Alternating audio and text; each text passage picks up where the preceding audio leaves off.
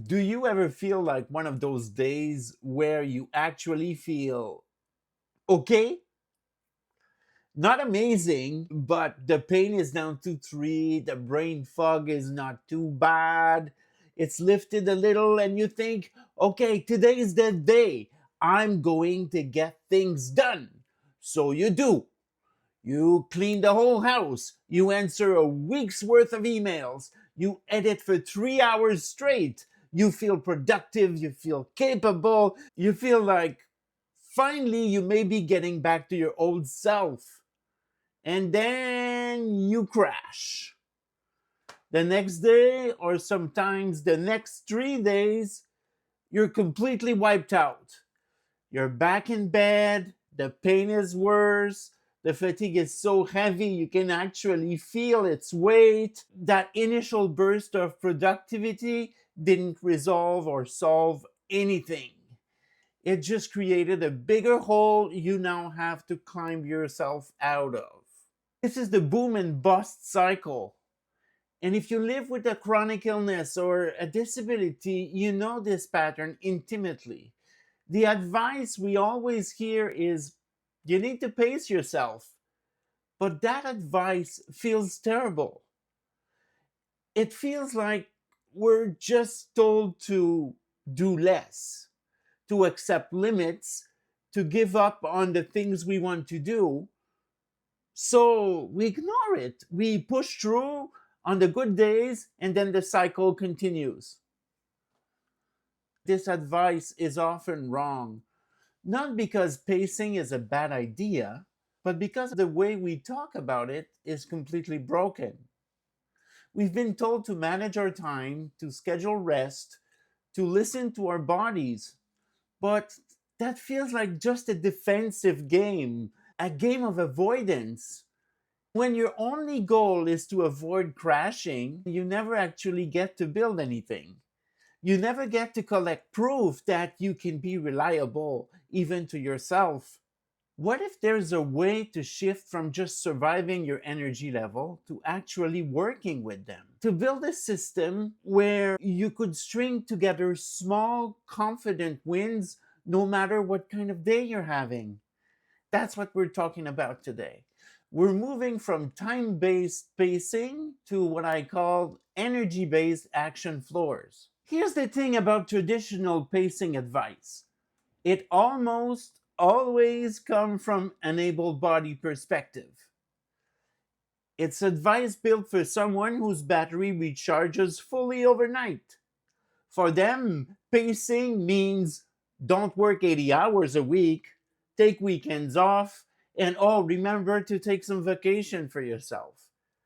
It's about balancing a full tank of energy with a full schedule. But for us, the tank is never full. It comes half charged or quarter charged. And we never really know how much charge we actually got until we start using it. So pace yourself becomes this impossible puzzle. How do you pace an unknown quantity? How do you schedule rest when you don't know how much activity will trigger the need for rest? The trap is that we try to use the same tools as everybody else.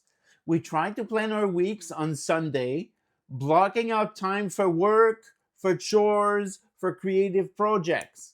And then when Tuesday hits and our energy is at a 2 out of 10, the entire plan collapses. We look at that failed plan and we don't think, oh, the system failed me. We think, I failed again. This is where the psychological damage happens.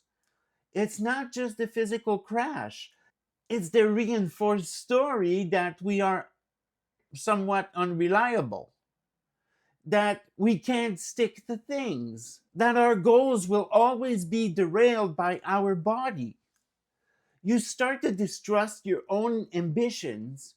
You stop committing to projects, to people, or to yourself because the evidence says that you probably won't be able to follow through as fast as you need to, anyways. And the creative process suffers the most.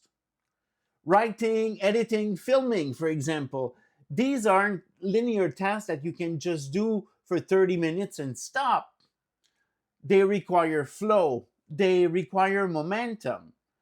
So when you finally get a spark of energy, a clear mind, your instinct is to ride that wave as far as it will go. You binge edit for hours in case you don't get another chance like that for days. That's not poor discipline. That's a rational response to an irrational, unpredictable energy supply. The system of time management is the thing that is broken, not you. So, if managing time is the wrong game, what's the right game? It's managing energy, but not in the way you think. It's not about conservation, it's about investment. Think about it like this. Right now, your process is probably crisis based. For instance, you have a video idea. You wait for a good day, and on that day, you try to do everything: script, film, edit, thumbnail. It's massive, it's an all or nothing sprint. The tension comes from the race against your own crashing energy. Will you finish before you hit the wall? That's a horrible kind of pressure. It makes the work stressful and it guarantees a crash afterwards, which then delays the next project and the cycle of inconsistency continues, and you just feel like crap and demoralized. What we need to build is consistency based tension. The tension shouldn't be, can I finish this? The tension should be, can I do my small non negotiable piece today? That's the core of the action floor system. Your action floor is the absolute minimum version of your work that you can do on your worst, lowest energy day and still call it a success. It's not your goal, it's your baseline. For instance, for writing, it's not write a chapter, it's write one paragraph, even a bad one. For editing, it's not edit the whole video, it's open the project file and organize the clips for 5 minutes. For filming, it's not film 3 scenes, it's set up the camera and record a take. Okay, I know this sounds small and it might feel like it's insignificant, but that's the point.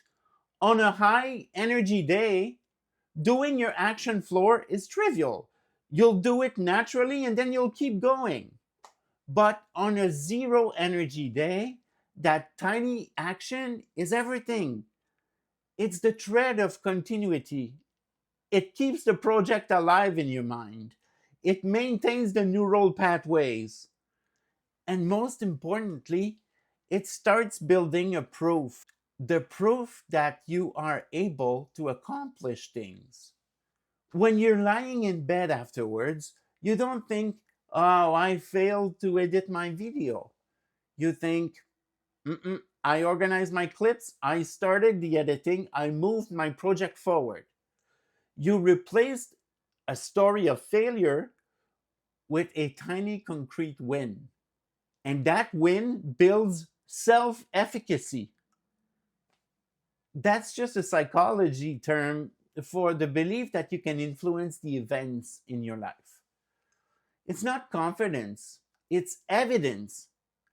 Every time you hit your action floor, you collect a piece of evidence that says, I am someone who does the work no matter what. And over time, that evidence changes your identity. You start to trust yourself more and trust your own process.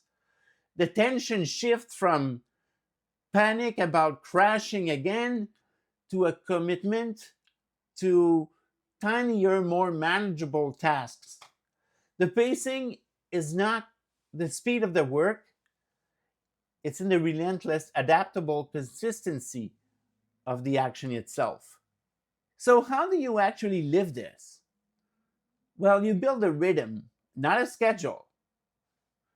This is where the example of the 10-unit battery idea comes to mind.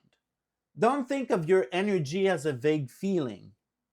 Quantify it, even roughly. Say you wake up and assess, today is a 6 out of 10 day. That means that conceptually, you have 6 units of energy to spend. You've already decided your non-negotiable action floor for your key areas. Maybe your creative floor is 1 paragraph. Maybe your basic care floor is a shower. That might cost 3 of your 6 units. You do those first. Then you have 3 units left. The old you would see 3 units left and try to squeeze in a 4-unit task, borrowing from tomorrow and then guaranteeing a crash. But the new system asks a different question. What optional expansion fits in the remaining energy? This kind of creates a 2-mode system. A low energy mode is just the floors. And the high energy mode is the floors plus some expansion, some bonus. That's it. The rule is you stop before you hit 0. You finish the day with 1 unit in the bank. Always. That unused unit is your victory lap. And it's what prevents the crash. The rhythm is not about what you do every day at 10 a.m. It's about the reliable pulse of your floor action surrounded by flexible, energy-aware expansion. You're not pacing your time anymore. You're pacing your investment. This is the real shift. Traditional pacing is a defensive strategy. It's playing not to lose. With the action floor system, you've got an offensive strategy for building. It's playing to win small every single day. The goal stops being don't crash, it is start and collect proof. You stop seeing your energy as a limitation that ruins your plans. You start seeing it as a variable that your plans are designed to accommodate. And the kind of trust you build is not that you will feel good tomorrow necessarily. It's that you're able to adapt and still act tomorrow. So your homework is this. Don't think about your big project just yet. What is the absolute minimum? Like the 1 paragraph, the 1 clip, the 1 counter version of it that I could do on my worst day. That's your action floor. Do that tomorrow. Tell me what it is in the comments. In the next video, we are going to talk about the proof loop. See you there.